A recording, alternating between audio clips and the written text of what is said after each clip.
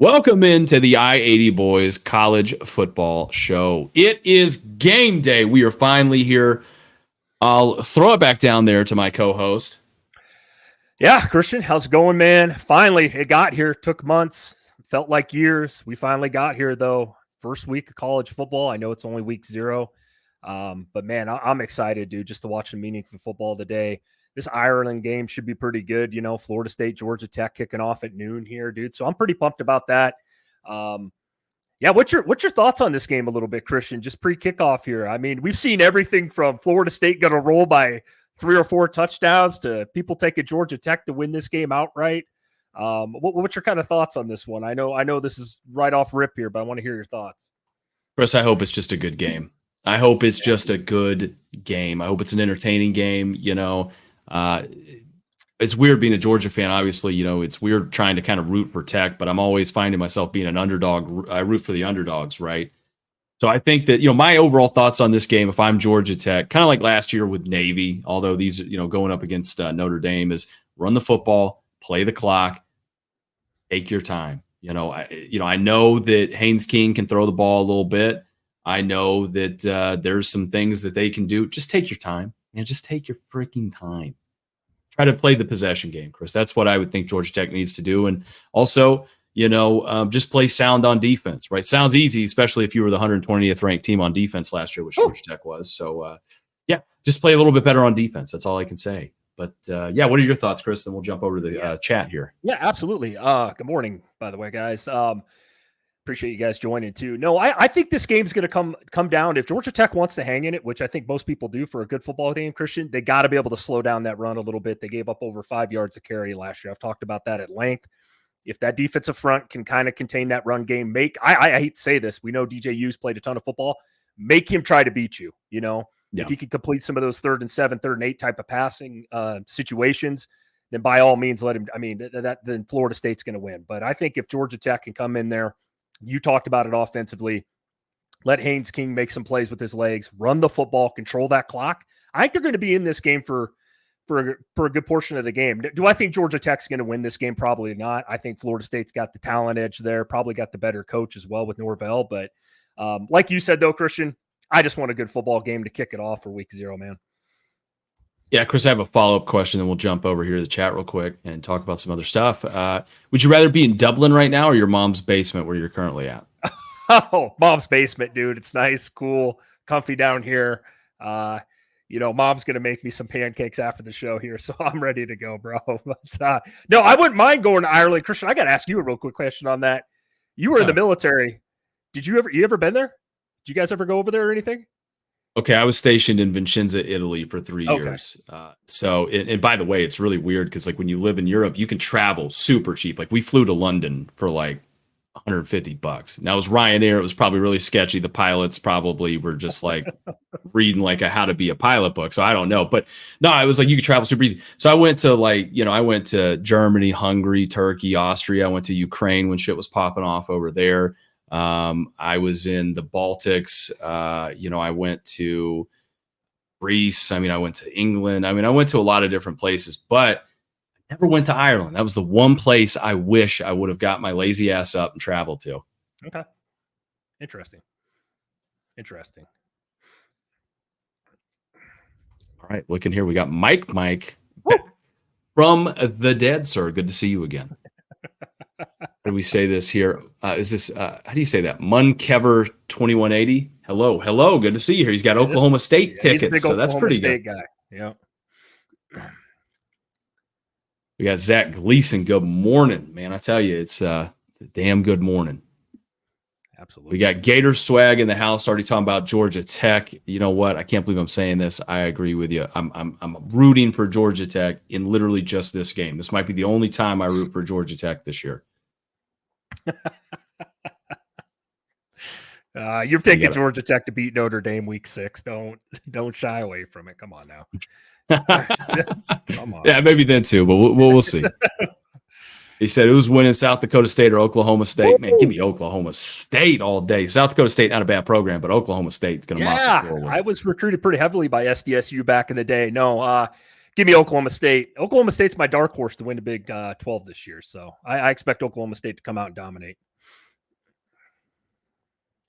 You got Bowman, Gordon, Ollie Gordon. You know what I mean? He's driving around there. He's gonna, hit the pavement with the things he's gonna do. Mike Gundy's gonna be there to designate a drive for him and make sure that he keeps them on. I'm just fucking with you.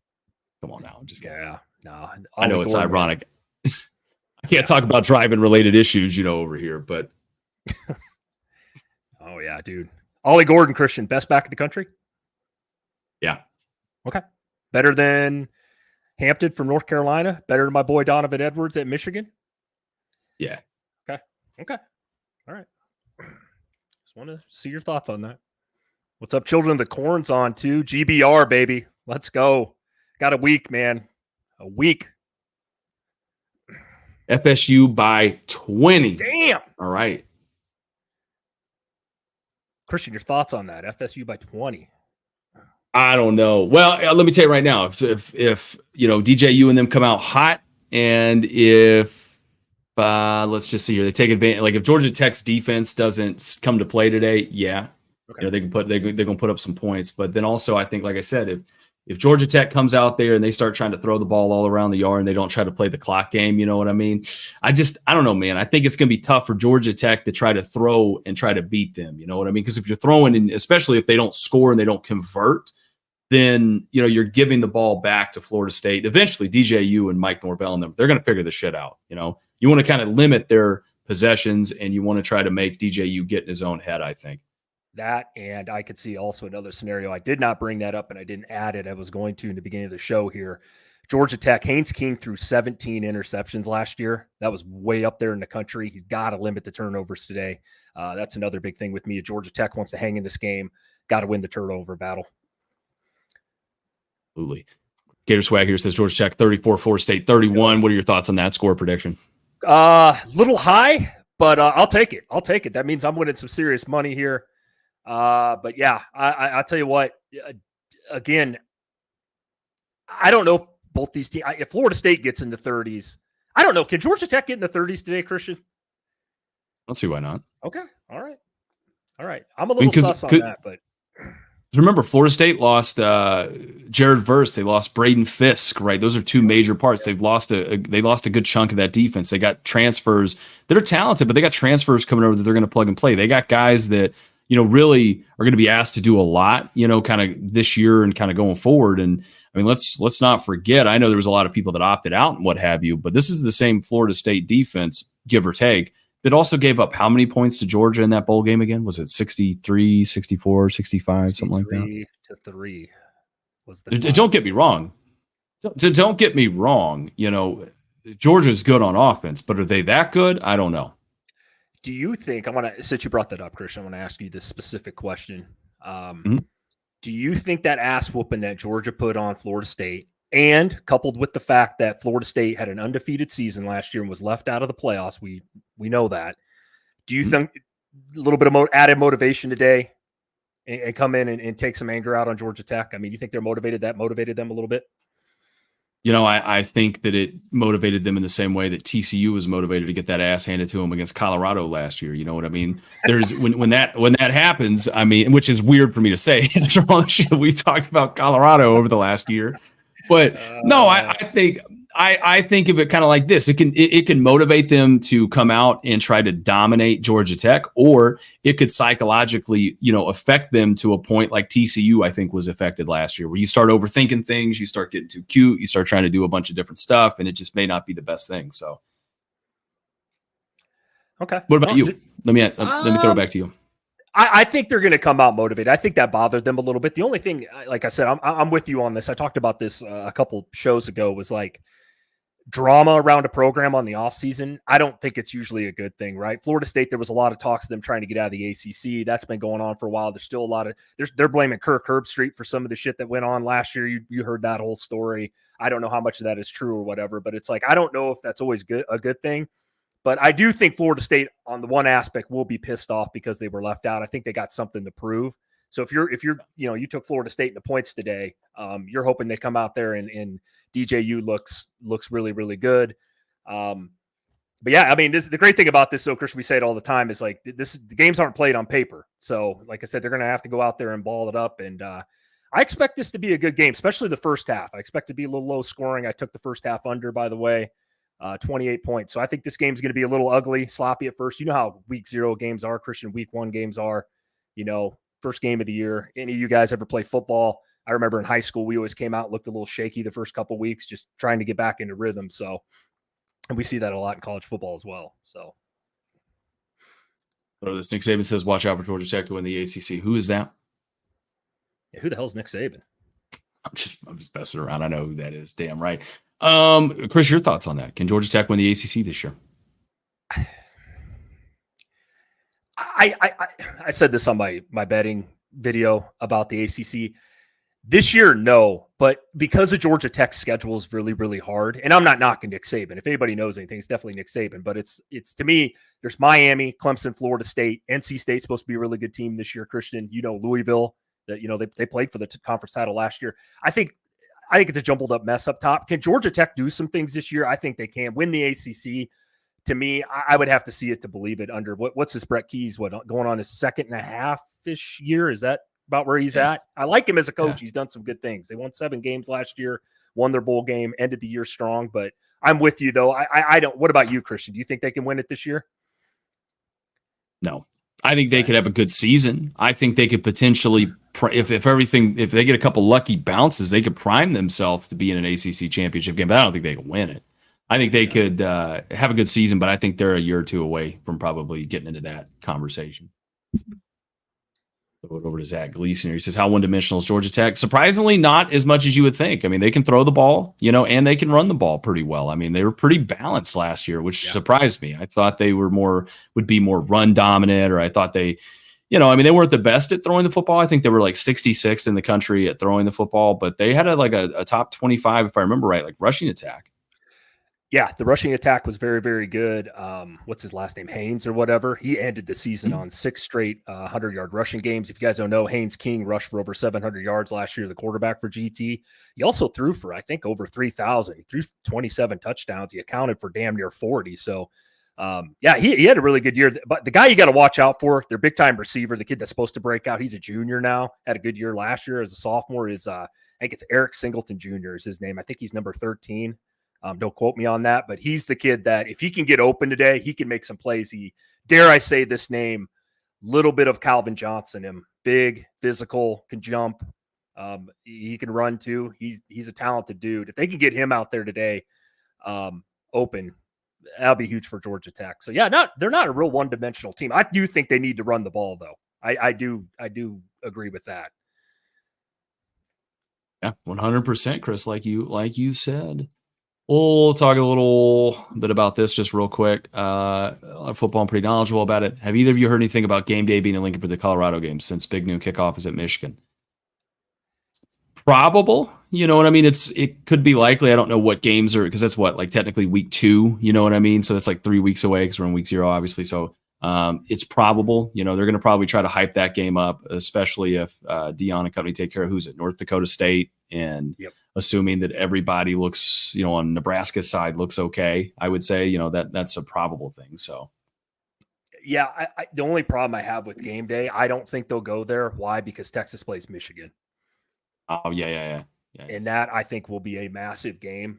And also it's played at the Big House. Would I love to see it over in Lincoln? Absolutely, that'd be cool. But I also turned down to go to that game because I told you guys I've went to 6 straight Nebraska games now. We've lost all 6, so I'm definitely not going to Colorado because we need to win that one. But Dylan Raiola, by the way, named the starter, Christian, this week. I'm sure that's news to you, being named the starter this week for the Cornhuskers. I mean, I don't know who else you guys were going to start. You know what I mean? You could go start some, cashier at Casey's, I guess. You know what I mean? At quarterback. But yeah, I mean, I think he deserves it. You know what I mean? I mean, you don't recruit a guy like that, you know what I mean, to come in and sit the bench, I would say. You recruit a kid like that to come in and start, and that's what you do. I mean, I think the Arch Manning thing at Texas was a little different because Quinn Ewers was there. He was an established quarterback. He did some things. Yeah, no, I agree with you on that. No, I do think, though, that Colorado week 2 game against Nebraska, I think that's a must-win game for Nebraska this season as far as getting the ball rolling. That's a big one. If you want to, Colorado's going to be at their best early in the season. They have a lack of depth problem there, and they're going to be good right out the gate. But we did speak about potential upsets, Christian. I want to talk about this real quickly. You brought it up. You brought the team up. North Dakota State. What are they? A 2-time, 3-time champion over there in Division II. You think they got any chance of upsetting Colorado week 1? I don't know. When's Dr. Disrespect getting back? Isn't he the 2 or 3-time champ or something like that? Two-time. Two-time, yeah. Two-time. Yeah. No. Okay. All right. No. I mean, listen, don't get me wrong. I mean, that would be like, I mean, the way I look at it is kind of like, okay, would a Division III team, would they have a shot at beating like a middle of the pack FCS school? You know what I'm saying? I mean, do you think they would really have a shot there to maybe? I mean, I think it could be a fun game. I think it could be an interesting game. But do I think that North Dakota State has like a real shot of knocking Colorado off? I don't think so. I mean, but crazier things have happened. Yeah, I think they have a chance, man. I don't think it happens, but I think there's a chance with North Dakota State just because of the success they've had. They do have some pretty good players up there, talent wise. Yeah, Colorado. I mean, it's going to be tough with Shedeur Sanders. He's one of the best quarterbacks in the country, and then obviously Travis Hunter, probably the best athlete in the country on that team. But I actually hope they do beat North Dakota State, so then they can get their ass beat by Nebraska the next week. So that's kind of where I'm leaning. But thought I'd bring that up though because that's an interesting game, week 1 for Colorado. Well, we'll do this. We'll jump into just some general happenings, and we'll kind of jump back into the chat here. Be sure to comment everything you guys want to talk about. We'll try to get to it, and we'll talk a little college football before we get going on week 0. I guess Alabama is like a thief in the night, man. They just out here stealing kickers from people. Oh my God. I'm not even getting into this. I mean, everybody's stealing everybody players nowadays, man. I swear, like every other day, there's somebody, they're stealing this, they're poaching this player. Over a kicker from Miami of Ohio. I mean, was Alabama's kicker that bad last year? Nah, he was good. He just went to the NFL. It was Will Reichard, I believe. That's right. Yeah, he was in the preseason. So, yeah, I mean, you can't tell me Alabama don't got some studs somewhere kicking on that team. You know they do. It's Alabama. I mean, it's definitely Alabama. I mean, Bama's had, issues in the past with kickers and stuff like that and da-da-da-da. But no, I think, I mean, look, like you said, I mean, it's just the world we live in now. And Miami of Ohio's coach came out and said, basically, Alabama stole our kicker. We know where he's at. We don't have to hunt him down or anything. And I'm like, okay, well, good. I mean, he's at Alabama. I mean, we all have the internet. I think we could all see that. So it's like, look, man, that's what college football is now, right? I mean, if you're not like in the Power 4, and even if you're at the Power 4, depending on what program you're at, I mean, basically, it's the minor league system, right? It's a farm system. Oh, 100%. So, do we remember Oklahoma State got shut out against K-State back in 2022? Yeah, as a matter of fact, I think I do. That was the start of K-State starting to kind of do some shit, wasn't it? Yeah, 2022. That was when K-State, I think, made they had Big 12 championship run, right? Martinez on that team, and then the other kid that came in, they had a really good year that year. K-State, I think that's the year they won it, right? They beat TCU in the Big 12 title game, and then TCU still made the playoff that year. Is that right? Yeah, that's that year, right? With Max Duggan. I believe so. Yeah. Spartan total up after quarterbacks take the over talk here. So basically, again, talking about their game against Michigan State, talking about the game against Florida Atlantic. The quarterback came out to take the over. Of course, you going to take the over?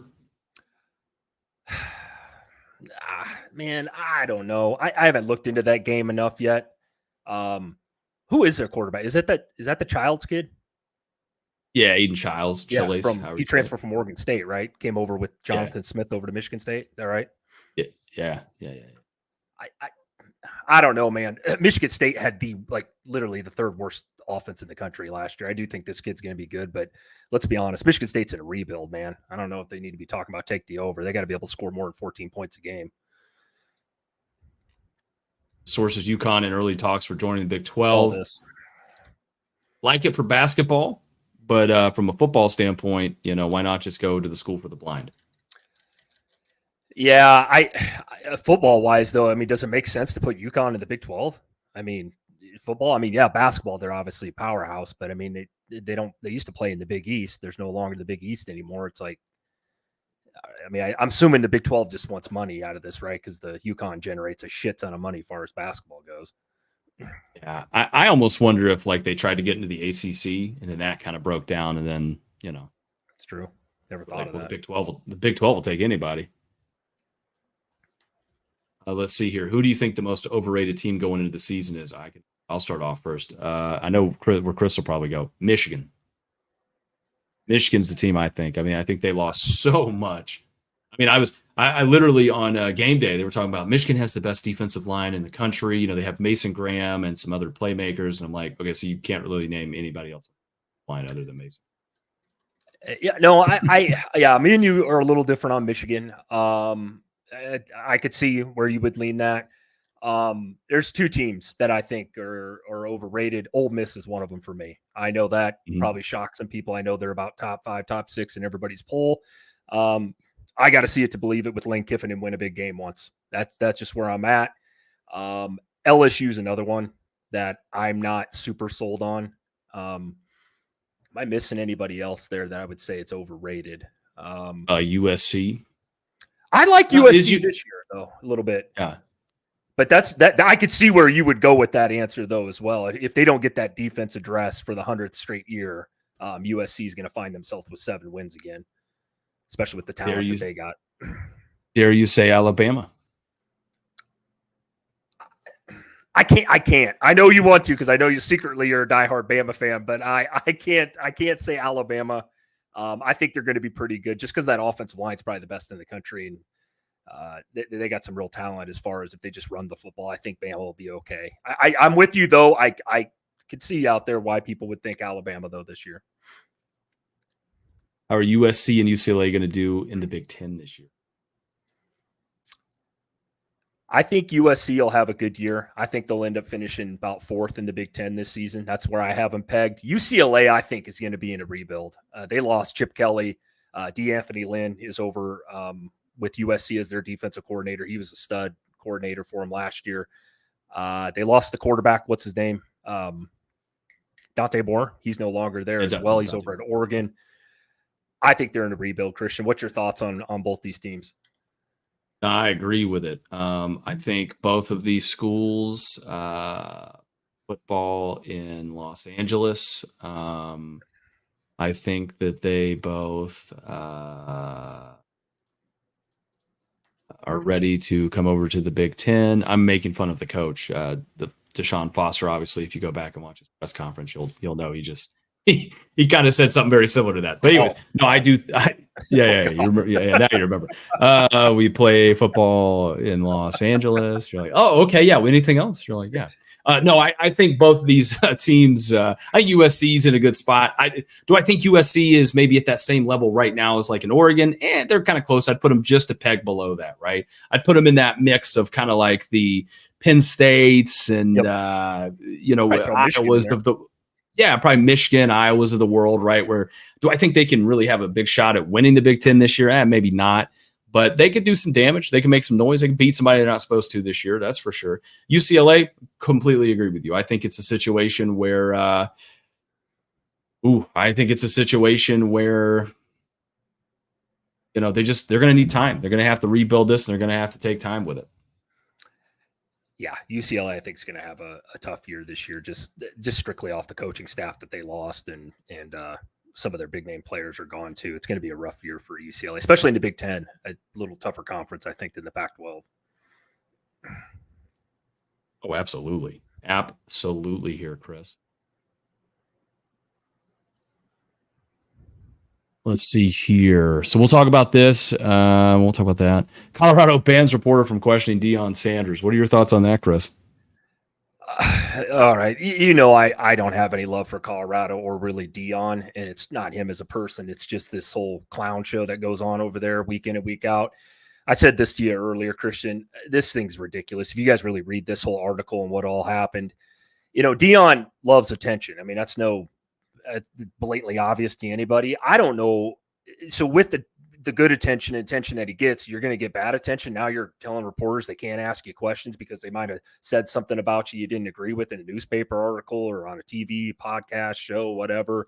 It to me adds more and more drama to a program that doesn't need it right now. I mean, Colorado needs to be focusing on winning football games instead of banning reporters. I mean, come on, dude. Not everybody agrees with every single coach on every team. I'm just glad Matt Rule doesn't act like this. You don't see Kirby Smart doing stuff like this. You don't see, James Franklin or some of these upper echelon coaches doing this kind of shit. Just another ongoing saga, Colorado. Your thoughts, Christian? Yeah, I agree. I mean, listen, it's not like, he said anything that was super, super controversial. I think it's just in this day and age, like you said, I think it's the university trying to kind of, protect Deion in a way. Nobody wants any hard hitting questions. Deion's at a point right now where it's just like, look, he wants to draw up as much interest in this program as he can. What's the old saying? There is no such thing as bad publicity. So yeah, I completely see that. So yeah, I agree with you. What's the best season that Oklahoma State's ever had? To me, it was back, I think, in like 2011. Who was it? Brandon Wheaton, Justin Blackman there. I think, they ended up beating Texas. The only loss, if I remember right, was to like Iowa State, maybe. What about that? Like that? What about that 1945 team that went undefeated? They had a 1945 team that went undefeated? Yeah, I was around then.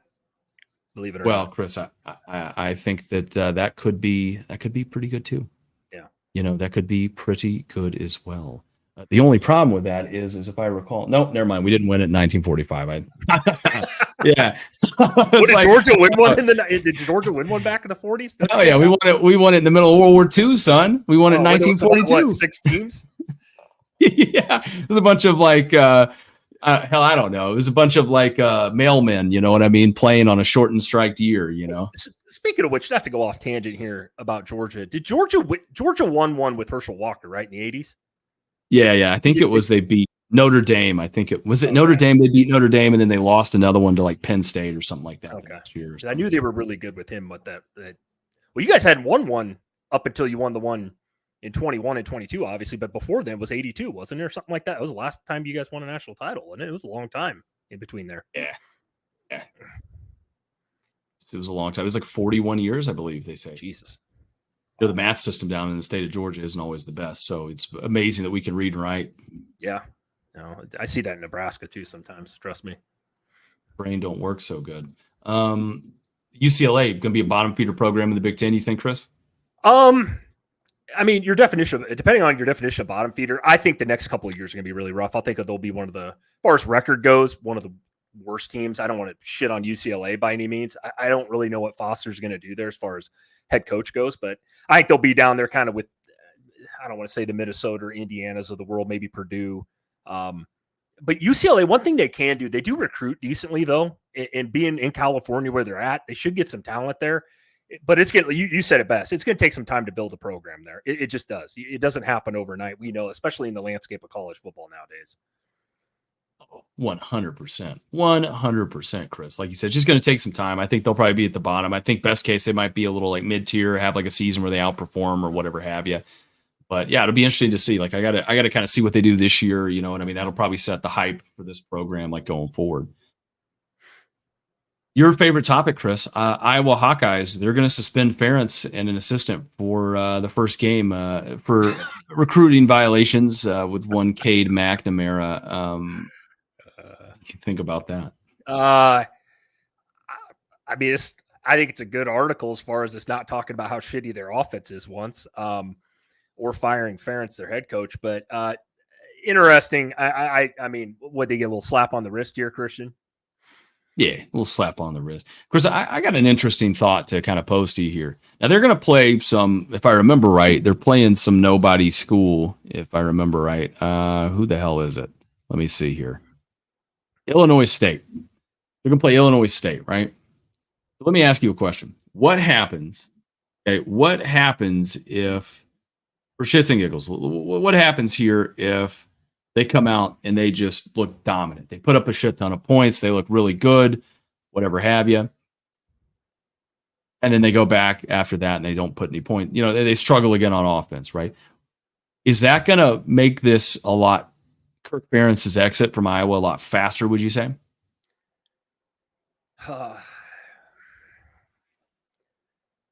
No, because Kirk Ferentz has been coaching for what? He's got to be getting up to close to 30 years there, right? I mean, he's been there well over 20 plus, right? I don't think, I'm with you. I don't know how to answer this question because I don't know if like Iowa wants him to retire there. Has there really ever been any pressure on him to walk out the door. You know what I mean? I know they did the whole thing with making him basically get rid of his son, right? Last year, the offensive coordinator, and they built in some contract that he had to score 20 some points a game, which is actually hilarious to me. One thing about Kirk, though, I mean, Christian, I mean, if you're Iowa, their defense is top 10 every year. I mean, it is really good. And I know the offense sucks ass and they keep going 10-2 and Iowa fans are depressed. You think they're a 2-10 team every year, but I don't think it changes anything. I think he's going to retire there when he wants to retire. I just do. I think it's different at Iowa than it is at, say, Nebraska, right? Or some of these other schools like Penn State and teams like that. I just do. What's your thoughts? It's an interesting question. Well, my thoughts are, I think every other school gives out Ferraris, McLarens, you know what I mean, Lamborghinis, all these kind of cars. And I think Iowa gives out tractors to their players. So, I think it's not really an enticing thing per se, for these big recruits. But no, I think in all honesty, though, look, I think the firing of Ferentz's son was kind of the beginning of the end for this. I think it's a situation where Ferentz, I mean, like you said, he's been there for 25, 26 years, something like that. I think he's at a position now where it's like, look, good enough to compete in the Big Ten, but never good enough to win it. Never good enough to, make it to a national championship. In this current age that we've been at for the last 10 years, whatever, never good enough to make it to a playoff. So, I mean, you know how it is. Like being a Georgia fan, that was kind of where we were stuck at for years with Mark Richt, right? And so we had to, unfortunately, jettison that, right? You guys at Nebraska, same thing. Y'all had to jettison, who was it? Bo Pelini.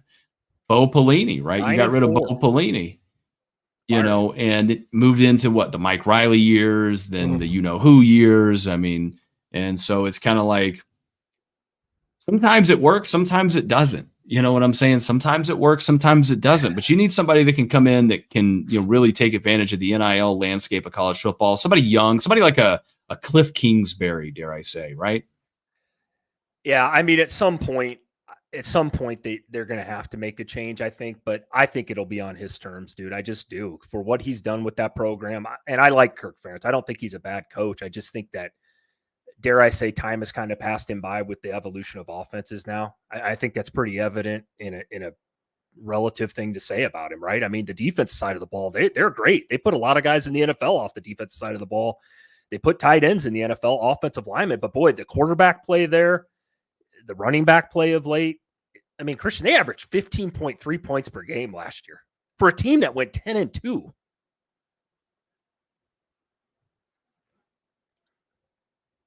That's rough, man. They've been historically bad. I mean, it's bad when you start, you flip onto the channel in the middle of an Iowa game and they start talking about the punter. It's like a 15-minute long diatribe about their punter. That's when things are kind of bad. Yes. Let's see. Well, Lincoln Riley, USC would be crazy not to utilize Pete Carroll. Yeah, no shit. That's the understatement of the century, man. Yeah. 100%. We talked about this, Chris. What's been USC's biggest downfall over the last few years, or Lincoln Riley, I guess, for that matter, is the biggest downfall. Defense. Yeah. One thing I can tell you, Pete Carroll, he understands defense. Legion of Boom, man. Even those defenses when he was at USC were pretty damn good, as I recall it. Yes, they were. Yeah, he was a great coach. I don't know why they wouldn't be. And I think I'm with you. You made a comment about Pete Carroll the other day. I don't think he's done with football yet. I think I'd utilize the shit out of him, even though I like DeAnthony Lynn, their defensive coordinator that they brought from UCLA in over there. And I do think they're going to get it kind of changed around. It's got to be better than what it was, but we just talked about Iowa. Stick Iowa's defense on USC last year. How good USC's in a playoff. 100%. Yeah. No, I agree with you. Like you said, I agree with you. I think it's good. To me, I think it's a matter of the philosophy, right? Like you talk about Ole Miss all the time, right? Ole Miss's big knock's been defense over the years, right? And I think that it's just a mentality. Are you practicing that physicality? You can't get in the middle of the season and start trying to practice physicality. You know what I mean? It's too late. You got to lay the groundwork for that early in the season. I think you can bring in whatever defensive coordinator you want to, but if you're not practicing tackling and being physical and learning how to throttle up and throttle down, going good on good, all this kind of stuff, it's really hard. You lose a little bit of that edge. And I think that's what USC and those Oklahoma teams have been missing for a long time. You know, they go up tempo, they can throw the ball for 1,000,000 yards every game, they can put up 1,000,000 points, and they play somebody with a halfway decent defense and they get shut down, and then they get ramrodded on the other side of the football. So it's like, physicality is the big word, and that's a very hard thing. I think that's something that some of these teams like have to really utilize and you have to look at. Now, I'm not saying you need to run out there and run a death camp or anything like that. You know, you don't need to be having these guys like just hitting for 5 hours every single day for 7 months in a row. But, you know, you do need to kind of do more than like playing, I don't know, 7-on-7 and having a hot dog eating freaking contest for your spring game. Well, and that too, and the biggest surprise, and I've knocked on Lincoln Riley and USC for years now, even when he was at Oklahoma, was it's not like they don't have talented players on the defensive side of the ball. You know what I mean? They got future NFL guys all over the place. It's like, utilize that. And you said it, I've said it too. It's a philosophy from top to bottom. And if Lincoln Riley ever wants to win a national championship or get back to the playoffs, you're going to have to start playing some defense. They don't need to be a top 15 defense in the country, but you got to be better than 89th or 95th or whatever the hell they have been for the past couple of years. It's just not enough. We know that the quarterback play is going to be elite. Miller Moss is going to be great. I have no reason to believe that he's not. Baker Mayfield, Kyler Murray, Caleb Williams. Are you kidding me? That's 3 Heisman Trophy winners under his offense. So what tells me that Miller Moss isn't going to go out there this year and throw for a bunch of yards and a shit ton of touchdowns? But it don't mean shit at the end of the day if you can't stop anybody. Exactly right, Chris. You got to be able to stop somebody at some point. I got a question for you here. You surprised Jeff Sims got beat out for the starting quarterback job at Arizona State by a redshirt freshman? Nope, I'm not. Jeff Sims, God, I like the kid as far as the person goes from what I've seen of him, even his time at Nebraska, his short stint here. But I'm going to say this, and I'm going to say it again, Christian. He might have been the worst, the season that he had here at Nebraska last year with the billion turnovers, God rest his soul. He might have had the worst season I'd ever seen in college football by a quarterback. It was up there. I mean, it was just bad last year, dude. It was really, really, really bad. And I just think the kid is a good kid. I do think he has some skills, but I don't know necessarily if he's a quarterback.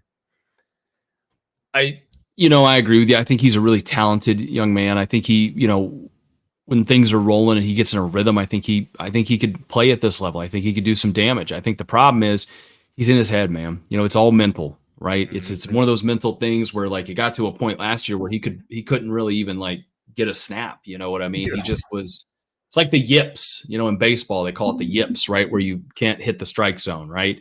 Even all-star pitchers go through that at times. So I think that's kind of the thing with Sims where, maybe sitting for a little bit, kind of just getting some of that practice back day by day and or getting some of that confidence back day by day in practice might be pretty good for him. So, but like you said, we'll see. Throw it here. Do you think Oklahoma and Texas moving to the SEC was the right move? This is a split answer from me. I think for Texas, yes, because I think Texas is more equipped to deal with the SEC week in and week out than Oklahoma. I know that might shock some people. I know a lot of people are very high in Oklahoma. I am not one of them. I said they're going 6-6 this year, 7-5, something like that. Do I think it's good from a marketing perspective and money-wise, which is what college football has become? Yeah, that's great for both those schools. They're going to make a lot more money over there. I get that. I understand that whole game that's being played nowadays with the realignment and all that. But I think I kind of miss, I don't know, maybe I'm a traditionalist, I guess, Christian. I miss the old Big 12. I'll be honest with you. I miss when Nebraska played in the Big 12 and some of the rivalries and A&M was over there. Colorado's obviously now back, but I miss those days. So as far as that, I know that's kind of a half-ass answer, but I mean, I think Oklahoma is going to find out it's very tough over there. They're another school that we talk about, didn't play any defense last year at all. They gave up damn near 38 points per game. So, but I think both these schools are going to find out how hard the SEC really is. Ask Texas A&M about that. Yeah, I agree, man. I think that this is a situation where in a lot of ways, the right move is you can construct that down to a couple things. Are they going to make more money? Absolutely. Is it cool for the sport of college football that you're going to see all these big matchups between Texas and Oklahoma versus all these other schools? Yeah, I think that'll be cool. You'll restore the Texas A&M Missouri kind of a segment of things there, right? You're going to have Arkansas back in the mix, right? LSU, I think, that's an underrated thing where they'll get to play, right? But if I may say so, I think that, I mean, let's be honest, right? Oklahoma over the last decade has had more success in the Big 12 than Texas has. What did they do when they got to the college football playoff? Oh, got shit on. Texas, aside from a good year last year, how many times have they won the Big 12 in the last decade? So my point is, yes, like Texas can recruit, Oklahoma can recruit. We know that. That won't change. But what I think is going to happen is, I think that those, it's either going to fuel them to try to be better and they're going to take everything more seriously, or they're going to be very middle of the pack and it's going to be a very Texas is in a good spot right now, but after this year, you don't really know. All it takes in college football is one sort of down year where you go like 8-4 and the wheels start falling off. Yeah, I think with Texas, you said it, and I've said this several times. Texas got away a lot of years in the Big 12 by finishing up in the Big 12 by getting away from teams like Iowa State, Kansas. You know what I mean? Teams like that. Now you're playing Kentucky. That's just an average team, right? I mean, we think Kentucky's a decent physical program. Teams even like South Carolina and Arkansas, they're not bad programs. They get shit on a lot in the SEC because they're playing LSU, Ole Miss, Alabama, Tennessee, Georgia, LSU. I mean, there's a lot of teams over there in the SEC that are very good. That's where I think Texas and Oklahoma are going to have to adjust. And I think it's going to take some time. I do think Texas will have a good football program this year because they're more equipped. But like you said, they lose a lot after this year. How will Texas respond the next year? And we'll kind of find out. How does Oklahoma respond this year, Christian? I mean, Jackson Arnold's their quarterback. Really haven't seen him play a lot. He was a freshman last year. The defense, again, I haven't seen it under Venables, man. I haven't seen it. He's a defensive-minded guy. If you guys don't know, he was under Dabo Swinney for all those years when Clemson had those great defenses. I haven't seen it, and I don't know. I really don't know. I mean, is it going to be the right move money-wise? Yeah, absolutely, like Christian said. But as far as wins and losses, man, I'm not as high on either of these teams going forward in the SEC as most people are. People think that Texas is going to come in there and win the SEC this year. I'm not one of them. Absolutely here, Chris. Absolutely. I mean, it's, nothing's guaranteed in that league, man. That's the hard part of it. Nothing is guaranteed. I saw this, Virginia names Anthony Landry starting quarterback over Tony Muskett. That's kind of be surprising, right? I think a lot of people probably had Muskett starting, again, for Virginia, not that Virginia gets talked about a lot. I just saw this pop up and I thought this was interesting. Yeah. And I don't know a ton about Virginia. I'll say that. I will say this about both Virginia schools, man. It's weird that both those schools haven't been very good the last 10, 15 years. You know what I mean? For by the way, if you guys don't know about recruiting, Virginia puts out a shit ton of college talent, and neither of these schools have been very good the last 10 years or more. I mean, VT back in the early 2000s was awesome, but haven't been there since then. And yeah, I think it'd be good for college football especially when you got a state with two schools like that. One of them needs to be good. Now, Virginia Tech might have a good season this year, but I am surprised that kid isn't starting, though. I thought that was supposed to be the starter from what I read. Yeah, that's very shocking. But hey, you know what? Crazy year. Sometimes coaches want to go with the younger guy. You know what I mean? They'll sacrifice a year to get a guy playing time. Let's get him experience for what happens down the road. We saw that kind of with Kenny Pickett in a way, right? Kenny Pickett had a couple years where he was in, and then he busted out, and Pitt had a great year there, right? Yeah. So, Chris, let's talk about this. Let's talk about the undercard of today. We've talked about Florida State, Georgia Tech to death. I feel like we've given every angle on that we can. Montana State at New Mexico. Now, you've talked to me, and this line is Montana State's being favored by 13 in this one. Did you bet this game? You take Montana State, and you. So after we talked about this, because I'm the degenerate gambler on the show, I had to do some research. And get this, Did you know that this is the largest spread ever in college football for a Division II team over a Division I team ever? Really? Yes. Now, I might lean New Mexico here strictly because they're playing at home. I don't know a ton about New Mexico. I know they're not a very good football program and haven't been for quite some time. Montana State last year went 8-4, were a team that was supposed to play in the championship in D2 last year. Now, they bring back a ton of pieces. Like I said, I'm not going to come on here and sound like an expert about these two teams, but I might be taking the points with New Mexico today. Am I going to bet on it to answer your question? Absolutely. And we'll see what happens. Maybe a half unit on that game, but yeah, Christian, I just think it's crazy though to think about. I did read that today that Montana State is the largest spread ever for a D2 school over a D1, which is kind of nuts. Yeah. The no time over the two time. I mean, technically, the no time over the no time, because neither one of these teams, I don't think, has won like a national championship at the Division I level. So, but yeah, I mean, it's interesting. I would definitely take New Mexico in the points for sure. I think Montana State can beat New Mexico, but do I think they're going to beat them by like 2 touchdowns? I don't know, man. That's a tough one there. I agree. Probably the second best game of the day, Delaware State and Hawaii. No, I'm just kidding. SMU and Nevada. Yeah. If you guys don't know, I said this earlier. Sorry, Christian. I mean, SMU, we talked about them a lot. Christian said it a couple weeks ago. SMU, watch out for them in the ACC this year. 10-3 last year. Top 15 defense, top 15 offense last year. Only team in the country to say that. So yeah, watch out for SMU, man. They bring back, I think his name's is it Peyton Stone, I think is their quarterback. They got all 3 leading receivers back. The defense is really good. Got some NFL caliber talent on it.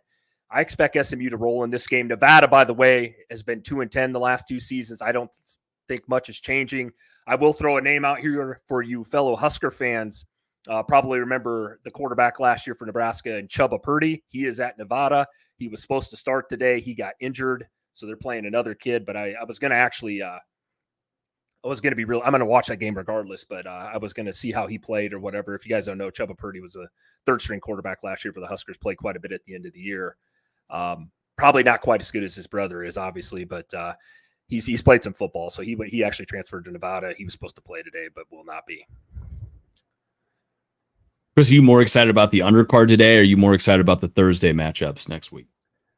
Wow. I'm going to say this is, I will say this, I believe, do you see it on here? The North Carolina, Minnesota game. Isn't that on this card? Am I missing it? Yeah. North Carolina, Minnesota. Yeah. That's probably the biggest game on that Thursday card. I would say I'm probably more excited for, man, I don't know. There's more football being played on that Thursday. So maybe, I mean, we'll get to kind of see if you're a Big Ten guy like me. Maybe Rutgers play. NC State's another team, but they're not playing anybody either. There's really only one interesting game on this slate, Christian. Wouldn't you agree with that? With the Minnesota North Carolina game? Oh, I thought you were talking about Arkansas Pine Bluff at Arkansas. But yeah, no, I agree with you on that one. I mean, North Carolina, Minnesota, that's pretty good. I don't know, that Colorado, North Dakota State one might be good. Oh, yeah. And let's not forget a little bit of Conference USA action, I think here, right? Mixed with some Belt action. Coastal Carolina with Jacksonville State. Yeah, let's go. Is that Grayson McCall kid still there at Carolina? No, I think he transferred to NC State, as I recall. Oh, shit, you're right. He is at NC State. Okay. Yeah, I don't know, man. A lot more football being played. I'll definitely be betting on some of those games. But, yeah, I mean, the big one, I would say Minnesota, North Carolina, North Dakota State, Colorado is probably the 2 biggest games on the slate, strictly just because North Dakota State's a powerhouse in D2. So, but man, after we get past this Thursday night slate, boy, the Saturday, Sunday games next weekend though are going to be awesome. There's a lot of good matchups week 1. Jesus, man! I mean, everybody's playing on Thursday. Mm-hmm. Well, it starts off a long weekend there, so that is going to be good. Talk about this. Yeah. What are your thoughts on Tulane this year? Tulane's a sleeper team to me this year. I don't think so, man. Lost their head coach. Who's the quarterback they had there for 2 years? He got hurt in a bowl game. Michael Pratt? Yeah, Michael Pratt. I just saw him playing some preseason. Can't remember which NFL team it was. I think Tulane is a good program in that conference. I don't think they'll be one of those teams that'll probably make it to the 12th team. If you guys don't know, there's one spot reserved basically for a school in the 12th team playoff. I think somebody like Christian's favorite team, UTSA, is going to be really good this year. Another team should be good is Memphis. Missing a couple of Liberty. They had a really good year last year, bring back a lot of talent. There's a school. I think Tulane will be a good team this year, but Michael Pratt was really, really good for them. And I can't think of their head coach off the top of my head. I think Willie Fritz. There you go. I think he is gone as well. So they got a lot of change there, but Tulane's not a bad football program by any means. No, they're not. I mean, they're not a bad program. I just don't think they're going to be like running that kind of underground group of five, Right. things. I think there's too many other good teams. I think they lost too much. I mean, I think it's just going to be all the stuff. Could they have a surprise year? Sure. You know what I mean? Sure, they could. Absolutely. Like our boy, DJT here. Sure, they could. Yeah. Oh yeah. All right. Well, Chris, hey man, we got about 25 more minutes and it's kickoff time. We're back to college football here, and we're excited. Chris, any closing thoughts here before we get off? Not really, guys. Like I said, I appreciate you guys all showing up this morning. Like I said, this is our, Saturday show in the mornings. Like I said, it's better than college game day, in my opinion. I'm a little biased though, but no, I appreciate everybody coming out, guys. Like I said, let's have some fun today. If you bet responsibly. Don't be like me, bet my mortgage, or end up like Christian over there. He's actually in his mom's basement, believe it or not. No. Other than that, guys, I'm excited as shit though. Like I said, this Florida State Georgia Tech game, as long as it's a good game, man, I'll be pumped either way. I don't care who wins, to be honest with you. We just want some good football. So I'll kick it to Christian here to sign us off. Yeah, man. And me and my lamp just going to watch football all day and just enjoy it, man. I hope everybody else has a good weekend, and we'll see you guys before too much longer.